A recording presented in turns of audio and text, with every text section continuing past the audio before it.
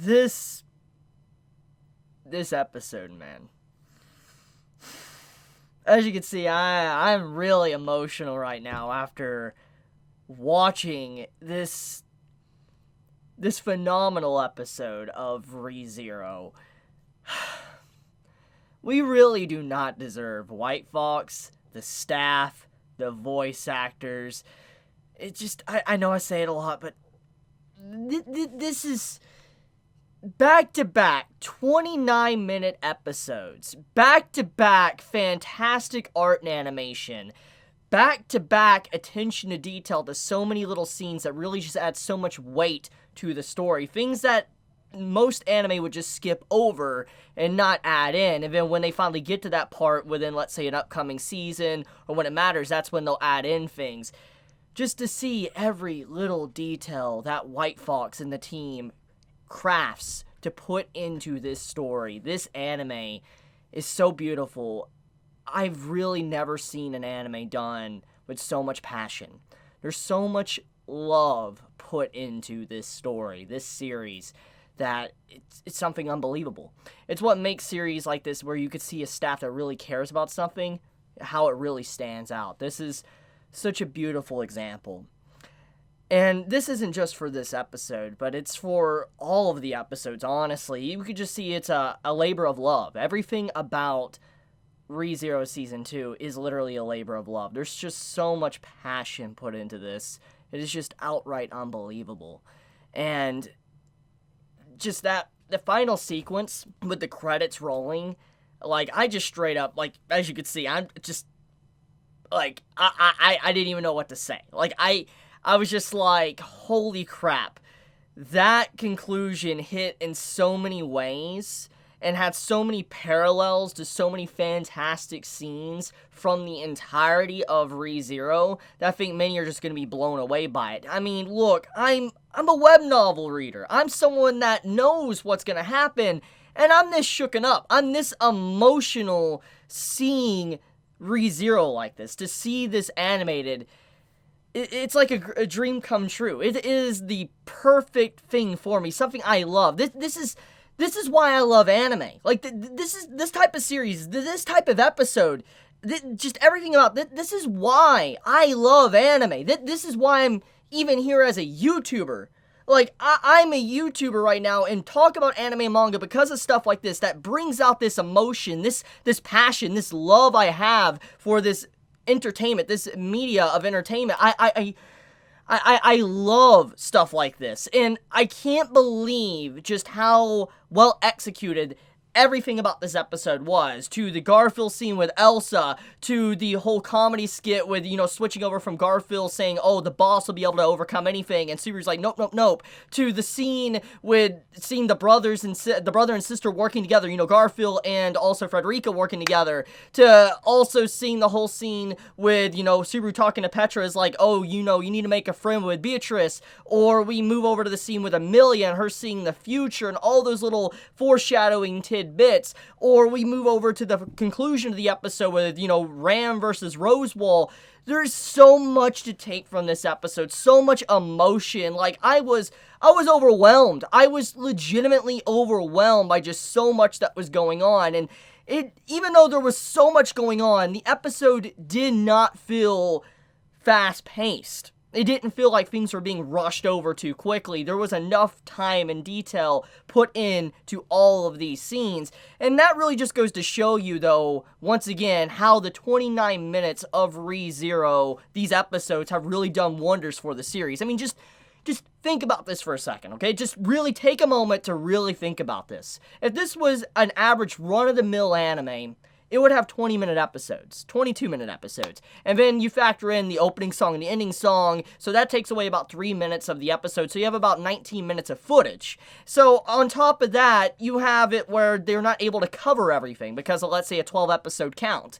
But ReZero, they don't care. They do 29 minutes. They literally go all the way up to the time to where they need to say the episode's done, the time slot is over. They use all of the time slot, all of the available time slot that they have on their broadcasting station to air this series. Like, they're literally getting rid of ads. Like, they're not even wanting to show ads, it seems, with the series airing in Japan. That says enough about how much love is being put into this series, where they're even foregoing, even adding ads in between commercial breaks. Because remember, even though we watch this stuff, let's say on Crunchyroll, Funimation, whatever, we know that there's still technically commercials in between individual scenes because it airs on TV in Japan. And just to look at the fact that this is 29 minutes long, that means that there's literally no commercials whatsoever with this series. That's unbelievable to think about.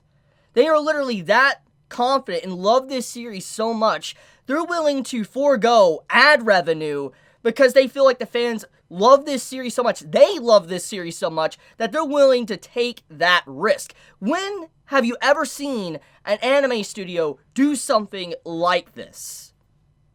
I can't name one. I legitimately can't not name one. Like, I don't know of any studio, any company that has done something this consecutively. Like, yeah, you'll get a 40-minute episode, or you'll get an hour-long episode. But that's like maybe for the first episode of the season, or the last episode of a season for an anime. Never consecutively 30-minute, 30-minute, 30-minute, 30-minute, 30-minute. You don't see that. You don't. And this didn't just start happening with Season 2. This was happening continuously throughout Season 1 as well. There was multiple times throughout Season 1 where there was like a 40-minute episode. So, all I'm trying to say right now is that we are so lucky for White Fox and the studio and the staff, everyone that loves this series. This series would not be half as good if it wasn't for that amount of love. Because no matter how good the writer is, I will praise the writer up and down about ReZero, of how well written this series is. But if the studio doesn't want to go out of their way and adapt certain little key details that could easily be missed, it's not going to be a good show. But here we go. ReZero stands the test of just its quality. So, anyways, I'm sorry. I got very passionate. I had to get that off my chest. It's just so good. This episode is just...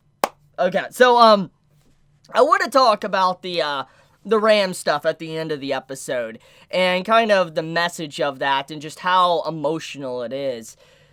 It's ironic, honestly, that what happened to Ram within this episode is basically what happened to Rim in Season 1. We all know the iconic meme. We know the meme of, I love Amelia. Yes, let's get that out of our systems. We know the meme, the joke, and all of that, and how everybody says, like, Subaru was a fool to deny Rim, etc. But I'm going to say the very thing I said when I reviewed that episode many years ago. I want to say the exact same thing. Sometimes you can't choose who you love. You can't. Love works in mysterious ways. You love who you love, and that's just what happens. One day you wake up, you realize you love that person, and that emotion's probably not going to change. And that's kind of what happened to Subaru. Love is unexplainable. It's not something you can really explain. You could try to analyze it, but there's really... You can't explain love and why someone would love someone. You can't. That's just how we are as individuals. And I'm saying the exact same thing as what happened with Ram within this episode. Her love for Roswaal. Because when you look at everything that was presented, especially Roswaal himself presenting it, Ram has all rights to hate Roswaal. To absolutely be disgusted and hate him and not want to be around him whatsoever. But she loves him. And she even admits when she first met him, she hated him. She wanted vengeance. But she said over time, what that turned into was love towards him. And she cares about him now. She sees what he really is, and she wants him to be happy. You could see that's her honest emotion, which has been conveyed for a very long time now. Not just with this season or this episode, but since Season 1, honestly, we have seen Ram's attachment to Roswaal. And to actually see her say that to his face, once again, it was like reminiscent of the iconic Rem scene basically saying, I love you, Subaru. And, I care about you, regardless of how scummy you are, regardless of how awful of a human being you are, I love you. That's what Rim said to Subaru. Because if you remember, Subaru, throughout the entirety of Season 1, he was constantly looking at, Rim like, why do you care about me? Why do you love me? Like, I'm such an awful human being. I am one of the worst people that can be here, and you're willing to go this far and basically die for me, lay your heart on the table for me, and you straight up, you're like, you say you love me, and he couldn't understand this. He really, it took him so long to be able to really cope with that, or what Rim said to him. And that's basically what happened here, is that Roswaal is going through the exact same thing that Subaru went through in Season 1. It's no brainer, and it's like not been really hidden since the beginning of Season 2, that Roswaal is basically a what-if Subaru. It's very similar to Subaru's path. Like, when you look at Roswaal, he does give off a lot of elements that Subaru has. He's very selfish. He's someone that forces his ideals on others. He's someone that's constantly trying to figure out how to overcome a certain problem. There's a lot of similarities to Roswaal and Subaru. And looking at everything about the scene with, Ram and Roswaal now, it's like Rim and Subaru. And he's trying to realize that there's more to life than all the negative, the negativity and everything that he's looking at that's awful. There's things to look forward to, hope to look forward to, something that you can, dream to have in the future. And that's something that Roswaal hasn't really been able to grasp, because he's always been shackled to his past. He's so shackled to that moment he met Ekidana, that moment that he had that time in Sanctuary with her, and then he lost her. He's so shackled to that past, that moment in life. He's so shackled to his book, he cannot move forward. He cannot see anything in the future. He's continuously looking in the past and will not look at what's right in front of him, something that's really great and someone that's willing to uplift him and make him have a better life. And Ram is trying to show Roswaal there is more to the world than what he's going through, this sadness, this negativity, and her basically standing before him is her unshackling herself, basically saying, like, I don't want to live in the past. I don't want to let the dead control me. I don't want the emotions of my dead clan control what I feel right now. Why should I do that? I should worry about my feelings in this moment. I should be selfish, because in the end, I should look out for my happiness, what I want in life. And so she's like, I want you to be happy, Roswaal, but it's very clear by the way you struggle, the way you fight, you're not really happy. You're not. Because when she asked the question to Roswaal in the episodes, like, Betty would feel very sad. Obviously, Beatrice. And you see how he makes a very frowned expression, like he's trying to shrug off what, Ram said, and he continues doing what he's doing. It shows that, yes, he is in a lot of sadness, a very negative state, melancholy, basically, and he doesn't want to get out of that. He needs to be pulled out of that, hole that he has dug his own self into. So Ram is trying to do that. She's trying to give him a supporting hand to stop clinging to the dead and cling to the future, those that are around you, those that are alive. So, it's fantastic. I love that sequence of the episode, and it's just like, it makes you really wonder if Roswaal's going to be able to see eye to eye with Ram, because at the end of the episode, you're under the impression that Ram dies. I mean, she literally gets a fireball shot at her by Roswaal at the end, so you're left under the impression, did she literally just die to Roswaal because of the book? Which would also make sense. His fury, his anger, his love, his attachment. Once again, his love and attachment is unexplainable. It's very similar to Subaru's love and attachment to Amelia. Obviously, the circumstances are a little bit different, but technically, it's what I said about Subaru and his love towards Amelia. Love is unexplainable, love is illogical, etc., and that's what's happening with Roswaal. His love for Ekidana is illogical. It's unexplainable, but at the same time, it's very toxic. His relationship with Ekidana is so toxic, it is dragging him down, and he needs to let go of that. While Subaru, his relationship with Amelia, it may have been toxic in the middle part, but it became something that it was really strong. To this day, they're helping each other out of the holes they dig each other into. So it's really nice to see just the different examples of love throughout this series. It's something that ReZero has also been doing since the very beginning with different themes. We have the whole thing with Juice and how he shows this very psychotic range of love. You have the stuff with, Amelia and, Fortuna, and how that was like family love. Or the stuff with, Rim and Ram, and how they kind of showcase, family love. Or you have the stuff with, actual love like couples with, Subaru and Amelia. So when you see everything, it's like, there's so many different aspects of love that's been shown within this series too, and obviously Roswaal, his ideal of love, his outlook of love is very distorted, and he needs to let go of that type of love to be able to have a better future. But, okay, I want to talk about the other stuff of this episode, because I can just continuously go on about the Ram and Rosewall stuff.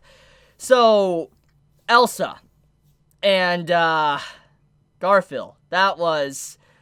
what a fight. What a scene. What a segment of this episode of ReZero. I think many are going to see kind of why Elsa was like she was. The first scene she really felt warm in her life, something that gave her life technically, was the warmth of someone dying. That was the first time she really ever felt happiness or warmth in her life, which kind of explains why she went down a path of what she is, like a killer, a murderer, and all that, an assassin. It explains why Elsa was so deranged, a psycho. And I find it fascinating, though, that just as how she discovered her first happiness with what she did to the person that she killed, her first kill, she discovered happiness when Garfield bit her neck and she was about to face potential death. I think the way this is trying to showcase is that Elsa potentially, she found something else that gave her life. She realized the warmth and all that she herself has within her, and she kind of accepted her own death in a way. It's kind of sad, honestly, but it shows that even though she is unforgivable in a lot of areas, Elsa wasn't fully an evil individual. There was some good in her deep down, because think about it, the way she did in fact die, at least from what we could assume, is that she died thanks to trying to protect Meili.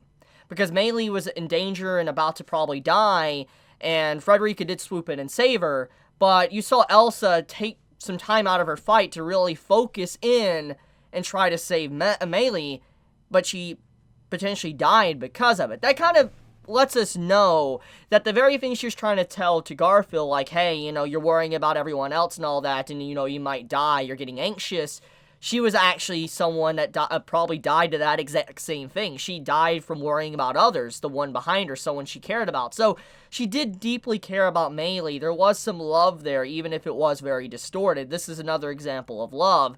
And I find it interesting, honestly. Just like Elsa's entire character ended off in a very whimper, like a sad note, if you really take a hard look at everything that happened. But another thing I would like to also mention is just the scene with Garfield and how he demonstrated his overall raw power. Like, that scene with, like, the hippo, when the man literally grabbed the hippo with his big, arm, like his Beastman arm, he had it come out and he grabbed the hippo. That was such a crazy moment. Like, I was hyped up. I was like, oh my god, like, this is incredible looking. Like, I never imagined it would look that good, because like, when you're reading a light novel / web novel, you imagine different things in your head. And ReZero, let's be honest here, it does have some action, but it isn't an action-heavy series. It's mainly conversations and dialogue between the characters. But to see such a well-animated sequence, a fight sequence, is something that just blew me away, astounded me because of the high quality of it and all that, because you don't expect it. I mean, White Fox really has shown time and time again they love this series. But it's the point I'm getting at is that you wouldn't expect a series that's dialogue heavy to have such a great action sequence. But yeah. So, anyways, I think overall, I want to talk about the Amelia stuff before I wrap up this video. So someone actually made a very interesting post, and so I'm not going to take any credit for it, that kind of explained all the voices that were in the potential future that Amelia saw. So I want to read them down on a list in order.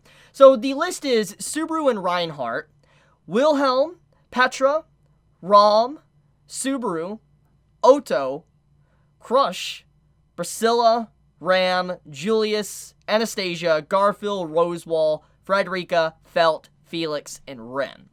So basically what this lets us know is that everything we heard pretty much within that brief whatever's going to happen in the future is these individual characters. So it's very fascinating. There is some stuff obviously that has or was said within the potential future that Amelia saw that I know about. So I'm gonna try to refrain from talking too deep about this subject. I'm just going to say that it's very fascinating because it's kind of like a sneak peek, some foreshadowing to things that are to come in the future of ReZero. So do look forward to it. There is a lot of little dialogue scenes throughout the, the conversations we saw and all that with that, potential future that lead to what could be happening in the story.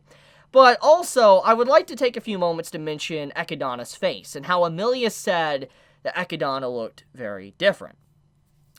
That's a fascinating one. I'm going to be honest with you. I don't really know this answer. I don't really know. It's up for speculation, so Theorycraft all away. All I'm going to say is, it makes you wonder exactly what does it mean. Does it mean that the body we see is actually really not Ekidana? Does that mean that it was someone else? There's a doppelganger. Or, hear me out, what if, the Ekidana we saw in the Citadel, when Subaru was talking with her, that is kind of like Ekidana's ideal form, what she envisions herself as, and so that's how she wants herself to be viewed. But the Ekidana that we see that's actually dead, she probably looks older or different. So there's a lot of things you could take from that, but I feel like one of the big things is that the flashback we got in the previous episodes that tried to deliberately hide Ekidana's eyes was hinting towards this very outcome, that there is definitely some differences with the face. Amelia didn't forget who Ekidana was, it's just the faces look obviously different. And speaking of faces, I guess it's time to talk about Minerva and that scene with Amelia before I wrap up the video. I think many are going to probably get the impression that Minerva is Amelia's mother. I think that's going to be the general consensus with this episode, because just everything about that scene gave off the impression that she indeed was Amelia's mother. Now, I'm not going to confirm or deny that. I'm just going to say it does leave you with that impression, and I saw many already mentioning it, so I think it's safe to really talk about it. The thing, though, is that you don't really know if it is. It could be misleading. For all we know, maybe she's related to Archie as well. Think about this. She does have a similar hair color to Archie that died for Amelia in the forest. So, for all we know, it could be maybe Archie's mother, Archie's sister, who really knows. But we need to look at the timeline as well. That Minerva technically died 400 years ago. Amelia froze 100 years ago. So there is a huge time gap between the events. So, if Minerva really is Amelia's mother, that would mean that Amelia had to have been permafrosted for 300 plus years. And then she met, Fortuna and all that. So you got to really look at that. You got to think about that there is a wide gap in between the timeline. So Minerva being the mother of Amelia, it's unlikely. It's possible. I mean, we do have timeline shenanigans going on within the series, but it's still unlikely. So I think I'm going to wrap it up there, though. Let me know your thoughts in the comments below. If you enjoy my content, please subscribe. If you like this video, please leave a like. And with that, Chibi out.